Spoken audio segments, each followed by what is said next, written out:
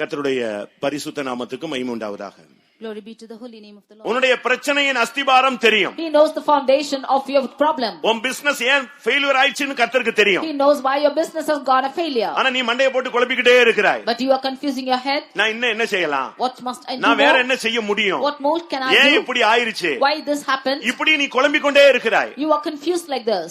நமக்கு ஒரு அருமையான ஒரு பிராமின் சகோதரன் நம்முடைய சபைக்கு வந்தார். There came a Brahmin's brother to our church. அப்பொழுது பிரிண்டிங் இங்க் செய்யக்கூடிய தொழில் அவர் செய்து கொண்டிருந்தார். At that time he was doing a business of printing ink. அது அவங்க குடும்ப தொழில். That was their family business.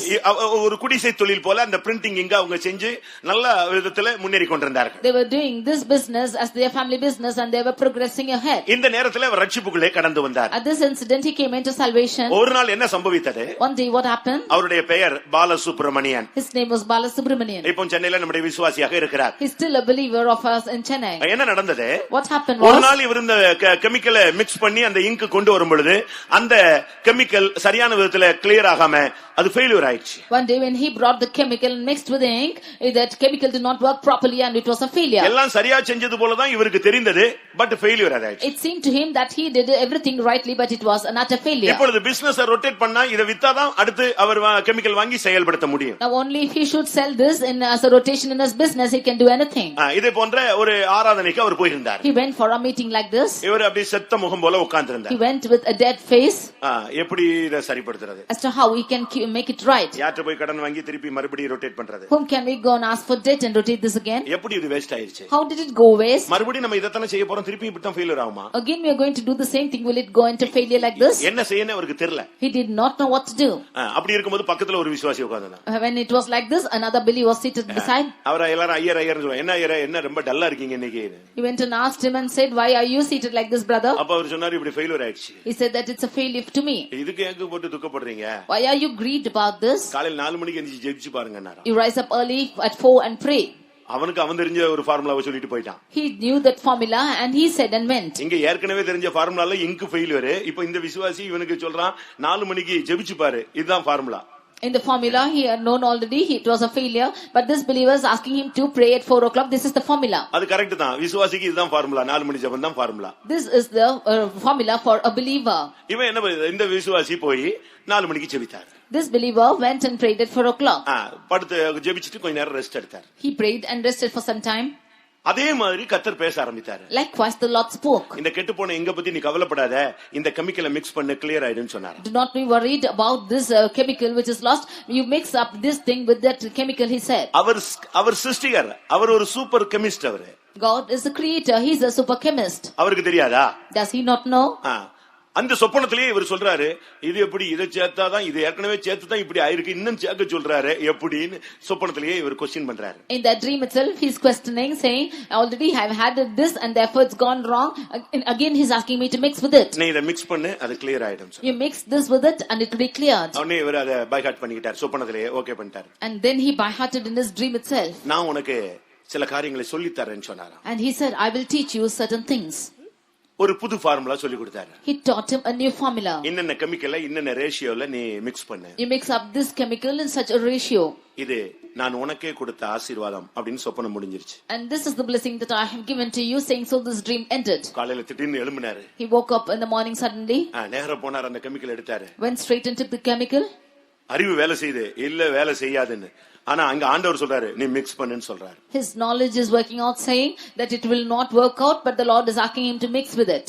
தேவனுடைய அந்த வார்த்தையை நம்பி மிக்ஸ் பண்ணாரு. Believing on the word of the Lord, he mixed it. Mix பண்ணிட்டே இருக்கும் பொழுது அந்த கெட்டுப்போன தன்மை மாறி மாறி மாறி ஒரு நல்ல தன்மைக்கு அது வந்துருச்சு. And that spoiled ink which was when he was mixing this chemical, it came back to its normal state. இப்போ விசுவாசம் கட்டி எழுப்பப்பட்டுருச்சு. Now his faith began to be built. நேரா அந்த போய் அந்த இங்க வித்தார். He went straight and sold that ink. இப்போ ஆண்டவர் ஒரு ஃபார்முலா கொடுத்திருக்காரே, அத ரெடி பண்ண ஆரம்பிச்சார். Now the Lord has given him a formula and made ready with it. அது ஃபார்முலாவை ஃபாலோ பண்ணா அந்த இங்கினுடைய குவாலிட்டியே ஃபர்ஸ்ட் குவாலிட்டியா மாறிடுச்சு. When he made ready with the ink with that formula, that was the first quality. இப்போ மார்க்கெட்ல பாத்தீங்கன்னா இவருடைய இங்க் நேம் தான் ஃபேமஸ் ஆயிட்டே போயிட்டு இருக்கு. Now in the market you can see that the name of his ink is famous. அவங்க அப்பா வந்தாரா. His father came. தம்பி அது எப்படி பண்றேன்னு கேட்டாரா. Son, how are you doing this? அவர் சொன்னாரா, இத சொன்னவர் இது உனக்கே உரியதுன்னு ஒரு வார்த்தை சொல்லிட்டு போயிட்டாரு. One who was told this said that this belongs only to you. அதனால நான் சொல்ல மாட்டேன். Therefore I will not tell. உடனே அவங்க அப்பா ரொம்ப துக்கப்பட்டு போயிட்டாரு. Immediately his father was grieved. அடுத்த நாள் அவங்க அண்ணனும் தம்பி வந்தாங்க. இது எப்படி? இல்ல அது எனக்கே ஒரு இதுன்னு சொல்லிட்டு போயிட்டாரு. Next day the elder and the younger brothers came and asked, and he said, no, this belongs only to me. அருமையானவர்களே, அவருக்கு பிரச்சனையும் தெரியும், பிரச்சனைக்கு பரிகாரமும் தெரியும். Dear beloved, the Lord knows the problem and the remedy to it. அவர் எல்லாவற்றையும் கண்டுகொண்டே இருக்கிறார். He is watching over everything. உன்னுடைய படுக்கை, உன்னுடைய வேதனை, உன்னுடைய உட்காருதல், உன்னுடைய எழுந்திருக்கிறதல் எல்லாவற்றையும் அவர் அறிகிறார். You're lying down, your pain, you're sitting down, and you're raising up, everything he knows. உன்னுடைய எலும்புகளுக்குள்ள இருக்கிறதான அந்த வேதனையை கூட கர்த்தர் இன்றைக்கு மாற்ற போகிறார். The Lord is going to change the pain within your bones. அந்த எலும்புகளுக்குள்ள இருக்கிறதான அந்த வேதனை உன் உயிரை எடுத்து கொண்டிருக்கிறது. The pain within the bones is taking away your life out. அந்த 38 வருடமாக அவனால் நடக்க முடியவில்லை. For 38 years he was not able to walk. கர்த்தர் அவனை தான் தேடி போனார். It was him that the Lord sought. இந்த கூட்டத்தில் அதிகமான வருடங்கள் வியாதியினால பாதிக்கப்பட்ட யாராவது இருந்தால் இந்த கூட்டம் உனக்கு ஒரு அதிர்ஷ்டமான ஒரு கூட்டம்.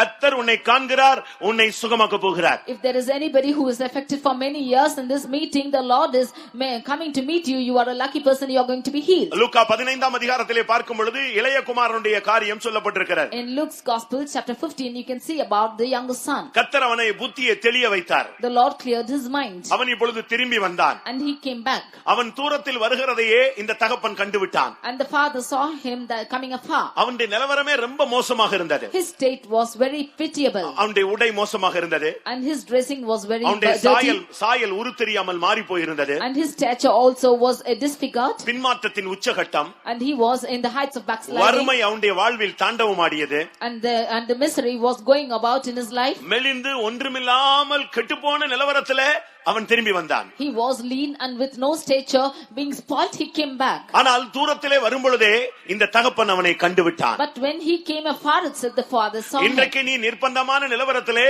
வாழ்க்கையிலே, பின்மாற்றத்தின் உச்சகட்டத்திலே, தோல்வியிலே அகப்பட்டு சீரழிந்த ஒரு நிலவரத்திலே உன் வாழ்க்கை போய்க் கொண்டிருக்கிறதை தகப்பன் காண்கிறார். Today the father is watching that you are found in a desperate situation, in the heights of backsliding, that your life is going on. ஆனாலும் சில நாட்களாக, சில மாதங்களாக, சில வாரங்களாக ஆவியானவர் உன்னோடு இடைப்பட்டு உன்னுடைய புத்தியை தெளிவித்துக் கொண்டு வருகிறார். But for the past few months, few weeks, the Spirit of God is intervening with you and clearing your mind. மறுபடி ஜெபிக்க வேண்டும், மறுபடி ஆவியில் நிரம்ப வேண்டும், மறுபடி தேவனோடு உறவாட வேண்டும், மறுபடி அபிஷேகத்துக்குள்ளே வர வேண்டும், மறுபடி கர்த்தருக்காக நிற்க வேண்டும் என்கிற ஒரு புத்தி தெளிவு உனக்குள்ளே இப்பொழுது சம்பவித்துக் கொண்டு வருகிறது. There is a clarity in your mind which is taking place to say that again you should get filled in the Spirit, again you should return, again you should live a spiritual life and so on. நீ நம்பிக்கையோடு திரும்பி வரலாம். You can come with hope. உன் வாழ்க்கை முடிகிறதுக்கு முன்பாக நீ திரும்பி வரலாம். Before the end of your life you can come back. உன்னுடைய வாழ்க்கை முடியவில்லை, இன்னும் உனக்கு ஒரு குறிக்கப்பட்ட காலம் கர்த்தர் கொடுப்பார். Your life is not yet finished, the Lord will yet add years to you. விழுந்து போன தாவீதின் கூடாரத்தை அதன் ஸ்தானத்திலே எடுத்து நிறுத்துகிற கர்த்தர் உன்னுடைய வாழ்வை மறுபடியும் பிரகாசிக்கும்படியாகவே இந்த கூட்டத்தில் உன்னை காண்கிற தேவனாக உன்னுடைய தனிப்பட்ட வாழ்வின் பின்மாற்றத்தை குறித்து உன்னோடு இடைப்பட்டுக் கொண்டிருக்கிறார். The Lord who makes the fallen tabernacle of David to stand is also intervening with you and is able to take your backsliding today. லூக்கா 19ஆம் அதிகாரத்திலே சகேயுவை குறித்து நாம் பார்க்க முடியும். We can read about Zacchaeus in Luke's Gospel chapter 19. அவனுக்கு ஒரு சின்ன ஆசை வந்தது. He had a little desire. இயேசு இயேசு இயேசு என்று சொல்லுகிறார்கள், அவர் எப்படி இருப்பார்? They say about Jesus and Jesus as to how he is. கடவுள் என்று சொன்னால் ஒவ்வொருவரும் ஒவ்வொரு விதத்தில் சொல்லுகிறார்களே, இவர் மனிதனாக வந்த கடவுள் என்று சொல்லுகிறார்களே, இவர் எப்படி இருப்பார் என்ற ஒரு கேள்வி அவனுக்கு எழும்பினது. All are saying that he is God and he is a God who has come in the form of human being. He wanted to see how he is. ஒவ்வொரு இடத்திலும் கடவுள் கடவுள் என்று ஒவ்வொருத்தரை வைத்திருக்கிறார்களே, ஒவ்வொன்று ஒவ்வொரு விதத்தில் இருக்கிறதே, ஆனால் இங்கே இறைவன் கடவுளாக வந்திருக்கிறார் என்று சொல்லுகிறார்களே, இவர் எப்படிப்பட்டவரோ,